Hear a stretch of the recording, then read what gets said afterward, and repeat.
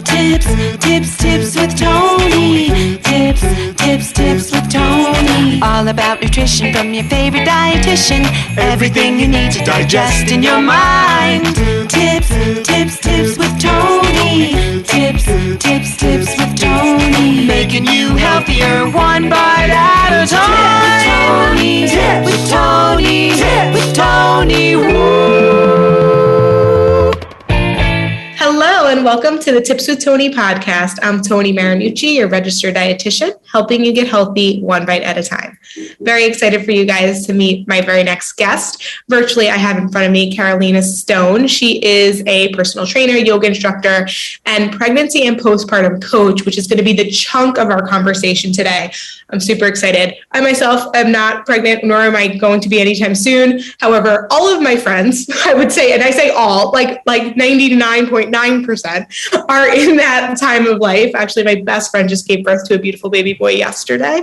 And she is just like a freaking rock star, and like how she navigated her fitness journey. And I'm just so excited to get into today's conversation because everyone, I feel like, has different ideas of what they're allowed or they can or can't do, what they should or shouldn't do in regards to fitness during pregnancy and then after they give birth. So I'm excited for Carolina to clear those up for us today. So anyways, Carolina, welcome to the podcast. Thank you so much. Thanks so much for having me, and congrats to your friend. Thank you. Yeah, he's like literally a baby angel. I'm just like, I literally just, right before we were on, I was just like looking at all of his pictures and I'm just like, okay, so if I'm ever having a bad day, I'll just look at them. It's like when I was a dietetic intern and I was in the maternity area, and I would like literally, if I was having a bad day, I would just go up to the maternity ward and just stare at the babies, and then everything was better. So awesome. So anyways, all right. So today's going to be a great conversation. Before we get into it, please introduce yourself by sharing who you are, what you do, and most importantly, why you do what you do. Wow, already that's a good question. I am Carolina Stone. I started as a personal trainer and yoga instructor, CrossFit affiliate owner, and then I've been working for street parking since 2018, I believe, as the pregnancy and postpartum coach. I also did some work with pregnant and postpartum athletes before that. And why do I do what I do? I think mostly to support people, new parents, women, mothers, but people in general during the parenthood transition, because it can be such a massive time of change for you as an individual, physically, emotionally, mentally, all the things. And if I can help in some way create support or connect people to support professionals, resources, services, anything that would make that time easier, then I believe that we're going to have stronger, healthier, happier, more overall well families, parents, children, and hopefully they grow up to be more overall well, happy, healthy, stronger people. Yeah, definitely. I think you make a really good point that when you're helping one person, especially like a mom, right? The mom of the family, you're helping more than just the mom, because the mom is in charge of so much of how the household functions and just the general like day to day. And so if you have a woman who is strong, confident, and healthy and happy, then the people around her are going to thrive as well. So I love that you realize like it's so much bigger than just like the one person that you help, or I mean, I know you help many people, but it's not even when you help just quote unquote one person, you're really helping. It's like a ripple effect. You're helping so many others. So that's so awesome. Great. So, okay. So I guess you mentioned kind of like when somebody goes through this, especially for new moms, right? Like they've never had a baby grow inside of them. They've never had to parent before. Like, I'm sure it's very scary. So I just avoid it. But like, it's definitely not an easy thing, right? So with that said, how do you help someone who might be, especially you said you worked with athletes, right? So I feel like an athlete who gets pregnant, who's used to like training at a certain level and in a certain amount, and now is told, and you can tell me if this is true or not, that they should slow down or they have to slow down. And, how do you work with them through that, like probably a very emotional process of learning how to slow down? Yeah. So a couple of things there. I call pretty much anyone who moves, works out, dances, yogas, whatever they do. I call them all athletes because they are. Now, there are some people that are going to, a much higher level of athleticism or a professional level of athleticism. Some people are working with much more demanding forms of athleticism. So, but anyone from, the person who wants to just like rock the Peloton 2 days a week or whatever, to a professional athlete whose career is dependent on getting back to training, or even someone like a military or tactical person who needs to get back to work and meet certain physical demands. So yes, I think that in terms of how they start to navigate, how their body is changing and how to continue to train in the ways that they're used to and that feel good, but also to constantly be weighing that with the risk and reward of what their long-term health and fitness goals are. So for someone who really likes to run, or maybe running is a part of their career or their, identity in terms of like athleticism, is running in the late third trimester going to help them reach their long-term goals with running?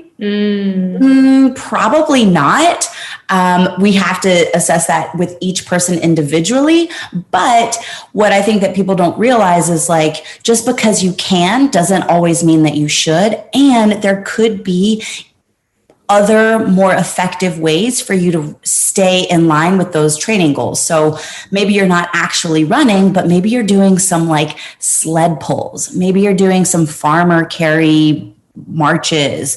Maybe you're training some like single leg stability, strength, and stamina that's going to help you with your balance and your joint stability, and then transfer over into running when the time is right to start incorporating that postpartum. So, there's a coach that I've learned from and that I really admire in the pregnancy and postpartum athleticism world. Her name is Brianna Battles, and she talks a lot about something that she calls the athlete brain, and that a lot of times during pregnancy and postpartum, it's not so much like about how to modify what your body can or should or shouldn't do. It's about modifying your mindset around it. So how do you get comfortable doing some things that might look a little bit different than what you're used to, but seeing if you can adapt to that being maybe more effective for where you are right now. I love that so much. I think what that does is, one, relieve someone of the pressure that it has to look like exactly how it looked before when they got pregnant. And then also it provides them the flexibility, like you said, in the long run. And I think by doing that, it's going to remove a lot of guilt or, pressure or kind of beating themselves up, and give them the space, time, and energy to just embrace the other things that I'm sure that there's, many things to be focusing on or embracing during like that time of pregnancy. So I love that. I love the mindset shift because I think that's always going to be the key, and then looking at things in the long term, like how does this help me in the long run? Yeah. I think that's really, really great.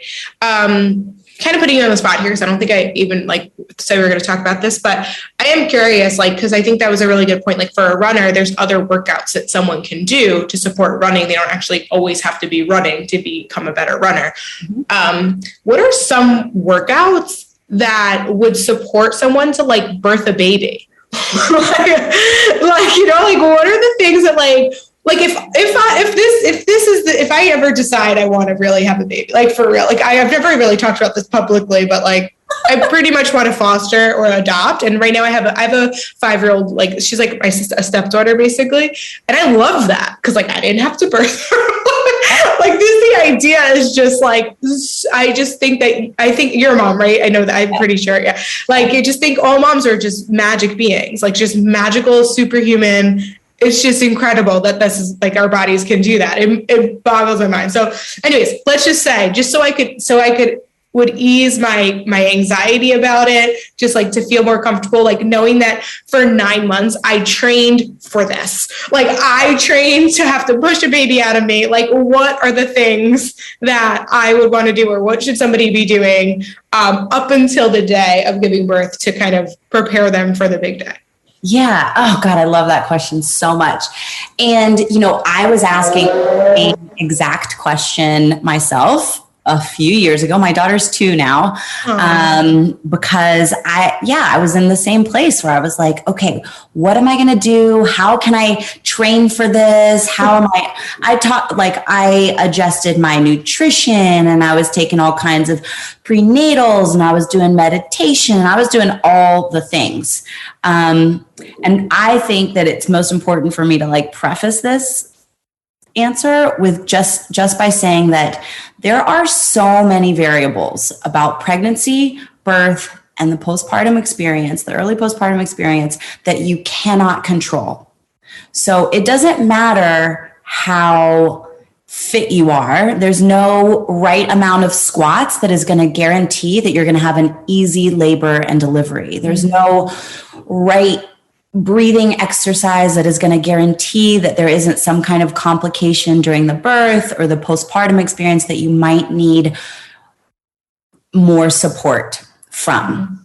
I, especially with like my background in yoga, I can't tell you the number of people that commented to me about like, oh, you're just going to have like the easiest birth. You're going to just like relax the baby out and everything's going to be fine. And like, I really enjoy squatting, and they're like, yeah, your legs are so strong. You're going to be great.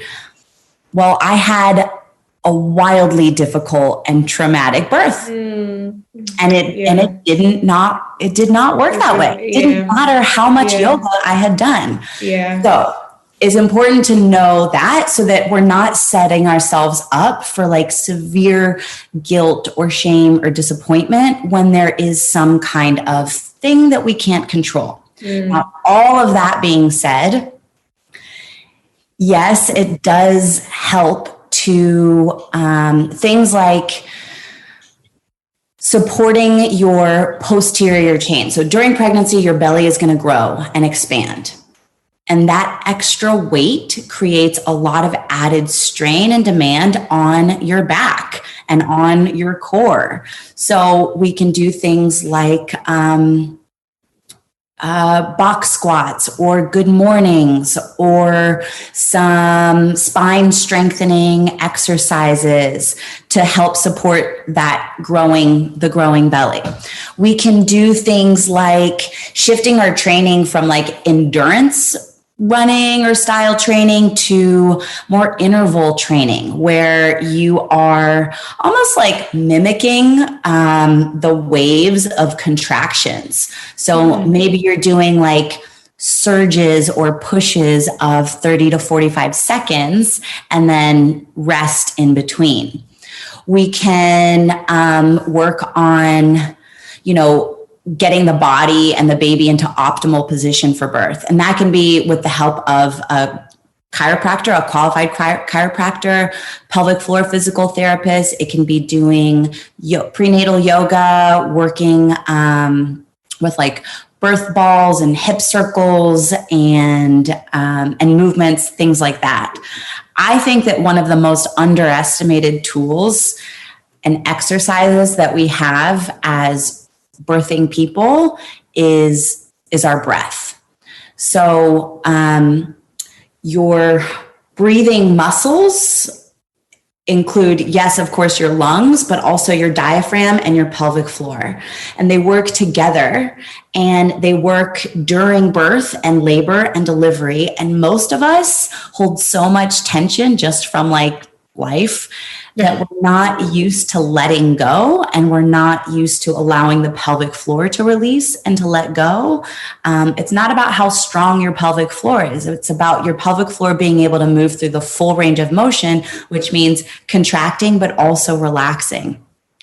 And then in terms of like how that translates to your postpartum recovery, your breath work is going to be the foundation to rebuilding a strong core. Most people are like, I want to get my abs back, or like, I need to, heal the separation that happened of my abdominal wall. Well, that really, it starts with breath. So I would recommend that people look towards, those like really foundational, more simple movements, exercises, and tools, and connect with someone who can guide you through that kind of stuff. Yeah, I think that's great. I actually had somebody talk about, she was a physical therapist. Let me look at the, on episode 301, Erica Zeal. She's a deep core exercise specialist. So she specializes in helping people using that breath work. And, I thought that, it was fascinating when I had her on, because I didn't realize like how much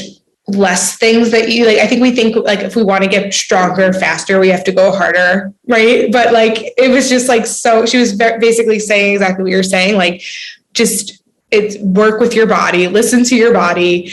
And often like the things like breath work, you would never think breath work is the thing that's going to make things a little bit easier for you. Yeah. It's so simple, but most people like not doing it very well. Yeah, well, because I feel like you said, we're so stressed. Like, I know most of the time sometimes I don't even realize like I hadn't taken a breath. Like, I literally, it's like when someone says that, I I exhale. Meanwhile, I've been barely holding my breath for like 2 minutes. It's crazy. Tell you the number of women that I work with that are struggling with things like stress incontinence or leaking when they're exercising or whatever. And while I think that seeing a pelvic floor physical therapist is going to be your best bet in terms of assessment and recovery, sometimes something as simple as like stop sucking in your belly can help so much. Like, how many of us are walking around all day sucking our belly buttons in because one, we think it's like gonna help us look better, or two, because we were trained that pull your belly button in is like how you activate your core. But really, we're just creating this like pinch, this dent in the canister of our core. And that might end up making other things compensate or not work the way that they are designed to work. So sometimes it's like, just let it go. Yeah, I love that. You know what, you're making me think of like those waist trainers, or like if someone puts on like Spanx underneath to make them like look thinner, and I'm using air quotes because it's like whatever. But yeah, like don't do that, guys. Let it out. I mean, there's a time and a place for belts and recovery, especially with cesarean section deliveries. And, like those things can help in terms of pain management and bringing awareness and feedback from your body about how you're doing things. But in terms of that actually working to like get a strong core, there's a lot of other more effective ways. Yeah, definitely. So, okay. So let's talk about kind of exercise postpartum. What is like a realistic timeline, and like how much should someone be expending and getting back into things? Like, what would you say is a more accurate presentation of what people could be doing? Okay, I hate this answer, but I have to give it. It all depends. It's so different for every person, and honestly, for every pregnancy, like your first pregnancy versus your second or third. But so knowing that, my best recommendation is to go gradually. Do everything gradually and slowly.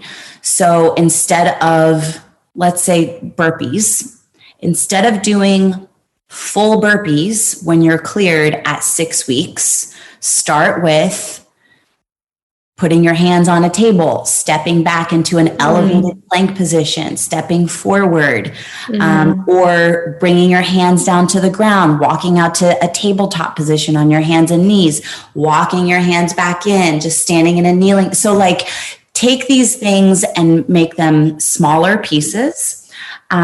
Start with body weight movements, shorter range of motion, no like intensity in terms of speed or time, and see how that feels. If you notice an increase in pain or discomfort, anything like heaviness in the pelvic floor, leaking, bleeding, cramping, if you notice those types of symptoms, it's an indication that you need to scale back. It doesn't mean you're broken. It doesn't mean that anything's wrong. It doesn't mean that you can't keep going later, but right now you need to scale it back. Just so same thing would go for something like running. Instead of starting with running, let's start with the fundamentals, working on your range of motion, on your joint stability, on being able, like single leg balance stability. Start with walking longer distances, walking inclines, walking while baby wearing, then running short distances, and then longer amounts of time, so that as you increase the demand on your body, by adding in more exercises or more intensity, you have an opportunity to stop and see like, oh, you know what? Now, after that 3-mile run, I feel this like terrible pain in my lower back, or I started leaking after everything the next couple of days. Well, okay, maybe 3 miles was too much. Let's go back to 1.5 miles that you didn't have that problem. So I would say over the course of the first year is really about that, like gradually increasing.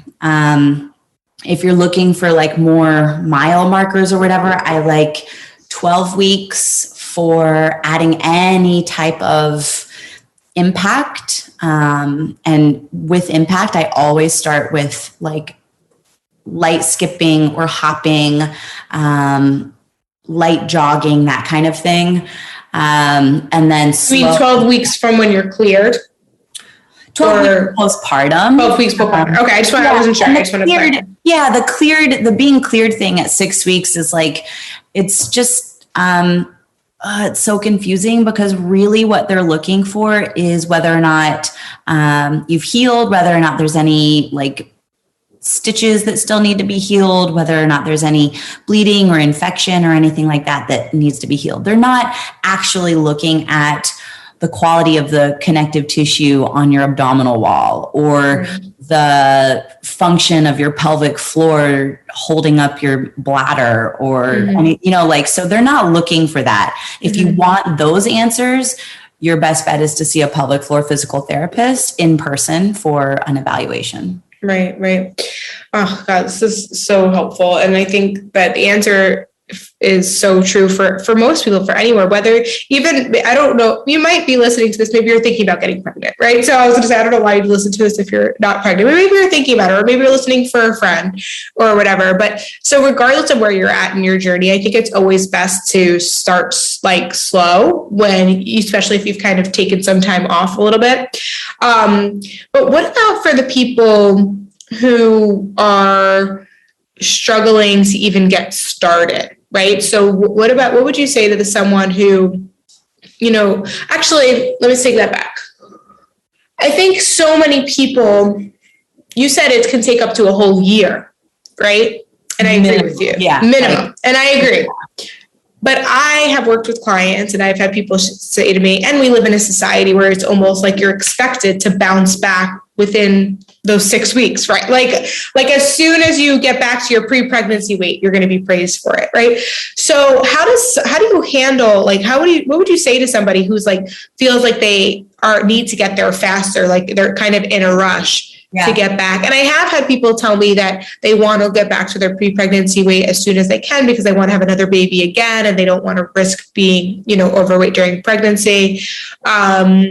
So like, I understand it, but I also it hurts my heart because it's just like this constant rush to, I almost think if they really got to the root of that question, it's like what society believes, but it's not truly what they need. So I'm just curious if you come across that before. Oh, well, for sure. All the time. Even within myself, I beat myself up a lot. Like I said, I had a really difficult birth, and my postpartum experience did not go as planned. And 3-4 months postpartum, I was only just getting started on starting to exercise again. And I had totally envisioned that going way differently. Right. So I think that, I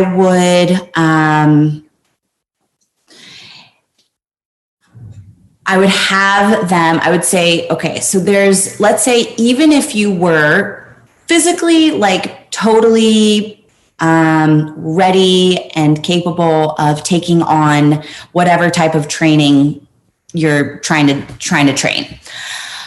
There's a lot of other things to consider when it comes to one, postpartum weight loss, or changing your body composition, especially postpartum. We've got to look at your hormones, which are likely still wildly fluctuating.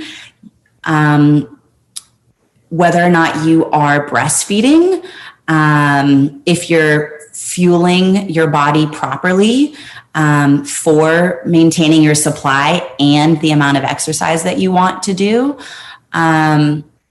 There is are you sleeping? My baby was not a sleeper. Some people get babies that sleep well. Yeah. Mine not. Yeah.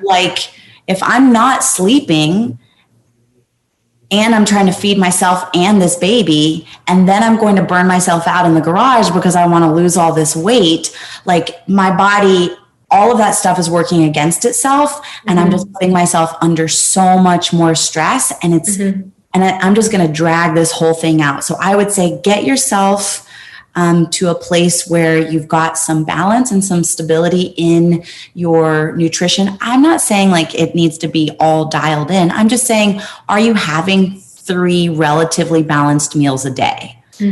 That's a big start. If you're not, try just incorporating some veggies, Yeah. Are you sleeping? It's likely you're not sleeping through the night. That's right. Okay too. But can you take that into consideration with how you're approaching your training and that whole experience? Yeah. So I feel through talking to a lot of moms, whether clients or friends or family members, I think it comes down to they almost they're so tired. They don't know, should they take a nap? Should they do laundry? Should they make food? Should they eat? Should they, what should they do? Any tips for that as a mom who had you were tired. Your postpartum was, your baby wasn't a sleeper. And I have one client, her baby at 7 months still wasn't sleeping through the night. Oh yeah. It took us 18 months to get there. Oh my God. Yeah. But so honestly, that's why I love street parking so much. And I think that's why a lot of people stick with street parking, go to street parking. They find comfort in our philosophy and our approach to fitness. Really, well, it comes down to one, consistency.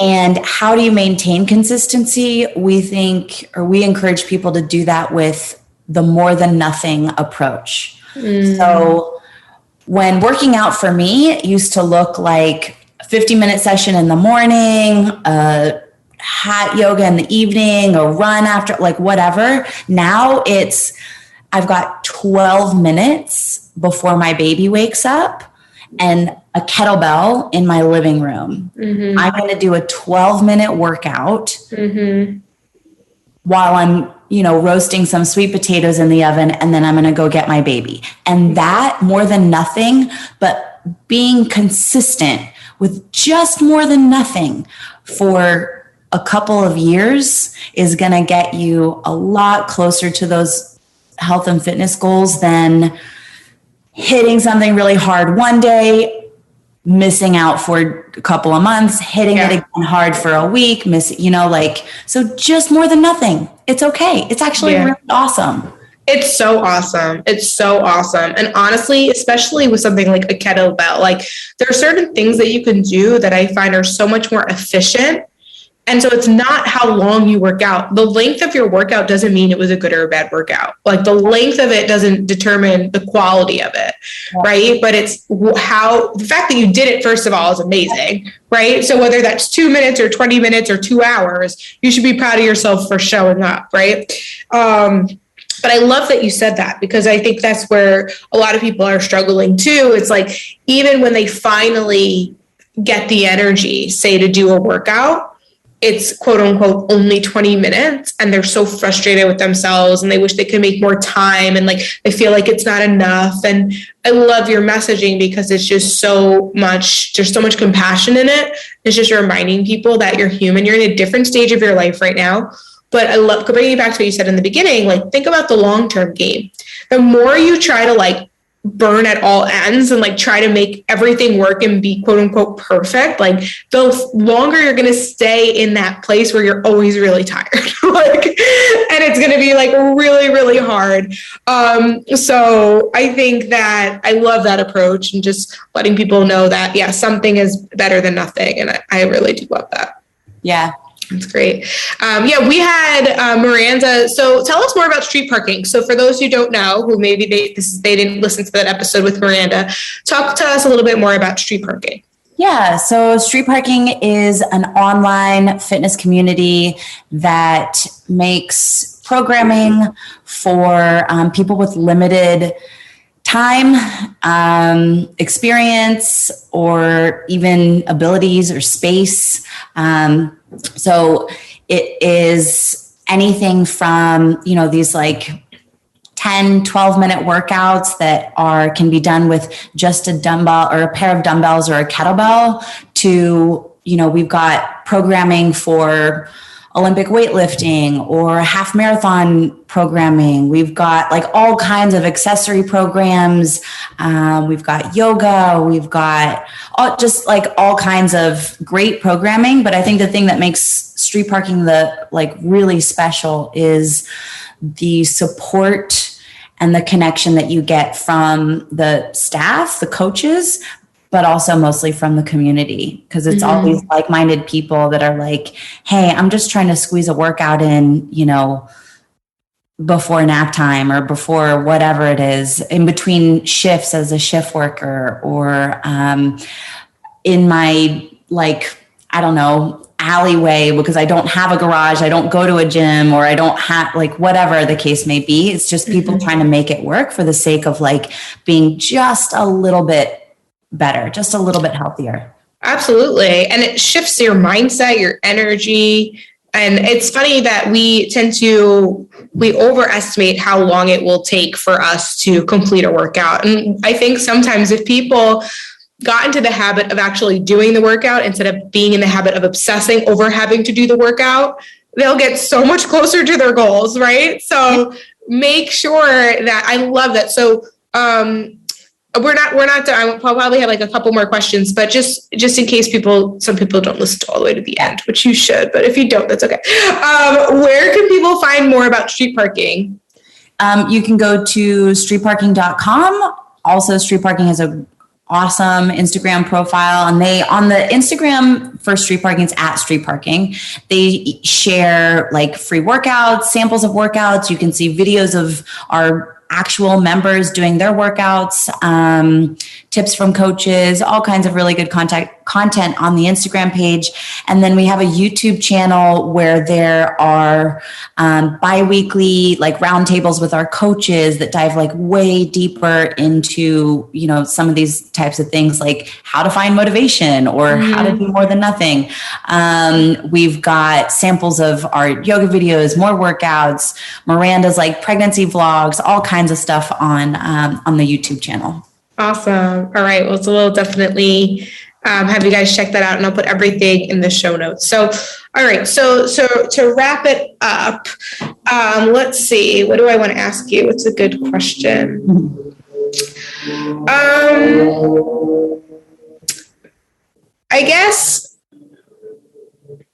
if you could only give one piece of advice to a postpartum mom who really wants to, quote unquote, get her body back, what would you say to her?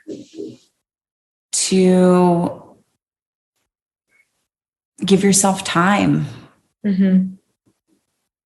I mean, really, I think that the time, I know that 12 weeks sounds like a long time. I know a year sounds like a long time. I know even a couple years, it feels like forever when you're in it. But,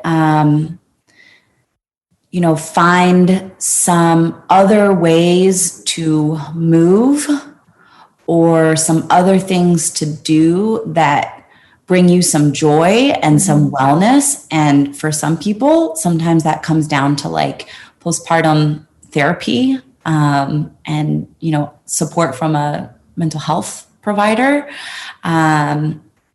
or more support from an actual like pelvic health specialist. But really just with time, things will come. It will come. Things will change. Everything is a season, and, to give yourself some grace through that time, because it will fly by before you know it. Yeah, definitely. There's a saying, what you resist persists, right? So if you keep being so resistant about not liking where your body's at and not being frustrated that you can't get to work out sooner and you can't just like get your life back sooner. Like if you keep resisting that you're in a new phase of your life, it's just going to continue to just scream louder and really bother you. Right. Yeah. So I think I love that advice. You got to kind of let go, be patient, and then kind of to kind of go off of that. Is it okay to also, I feel like also there's this expectation of like, it's okay if you don't get exactly back to the way that your body was before you had a baby too.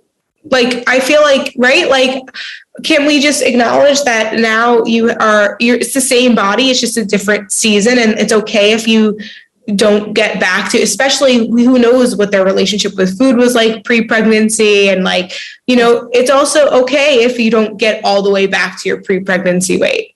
Yeah. And, like full disclosure, I am not back to my pre-pregnancy weight. I don't know that I ever will be. I don't know that my body will ever. Thank you for saying that. I think you didn't have to share that, but I want, that's the other thing. I think people need to also know that it's also okay to let go of that goal, because it might be, not that it's unrealistic, because you can truly do whatever you want. Sure. Right. But what you'd have to sacrifice or give up or change to get back to that place just might not be worth it. Yeah. And, so like, I think for some people, if that's your goal, and if that part is really important to you, like by all means, I fully support that.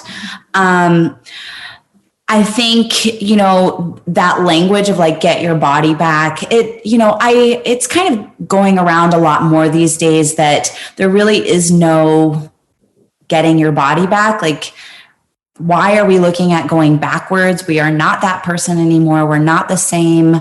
Our circumstances, considerations, experience, all that is so different. So like, we're never going to go back. Right. What I do think,